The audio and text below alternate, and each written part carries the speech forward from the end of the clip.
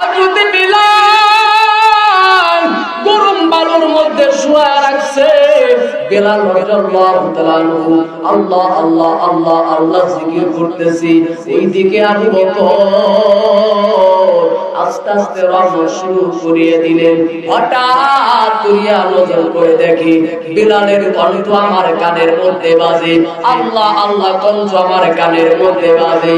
হযরত বিলাল রাদিয়াল্লাহু তাআলা আনহুর কাছে যখন চলে গেলেন, আবু বকর ডাক দিয়ে বলে, বিলাল তুমি আল্লাহ তাআলার এত জোরে জোরে কেন জিকির করো?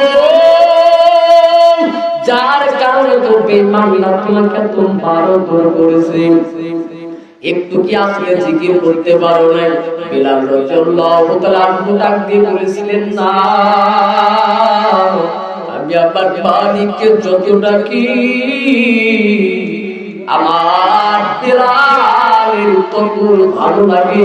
জোরে বলুন সুবহানাল্লাহ। আমি বিলাল রাদিয়াল্লাহু তাআলা আনহু আমার মালিককে যতটা কি তত আমার ভালো লাগে। আমার টাকা চাই না, পয়সা চাই না রে আবু বকর, আমি আমার মালিককে চাই।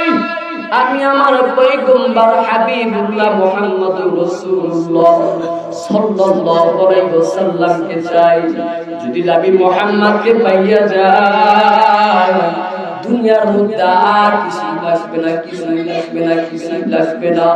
আবার মালিক নবীকে মহব্বত করার কারণে, আল্লাহ রাব্বুল আলামিন পাগল হওয়ার কারণে আমার আল্লাহ তাআলা আমাকে maaf করে দিবে। জোরে বলি সুবহানাল্লাহ। যার কারণে আমার নবীও বলেন, আমি ওই মিরাজ ভ্রমণ করার জন্য যখন যাই, বিলালের কেমন যেন পায়ের আওয়াজ জান্নাতের মধ্যে শুনতে পাই। জোরে বলি আল্লাহু আকবার।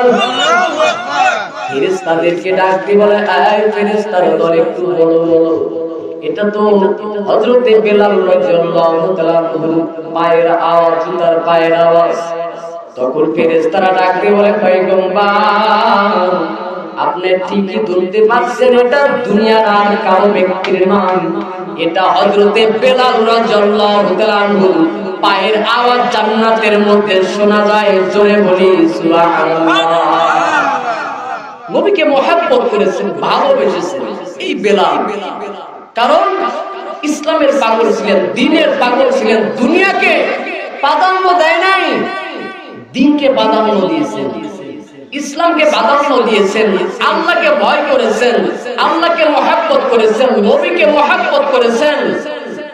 যার কারণে হযরত বিলাল রাদিয়াল্লাহু তাআলা এত সম্মান আল্লাহ পাক রব্বুল আলামিন দান করেছেন। জোরে বলে সুবহানাল্লাহ।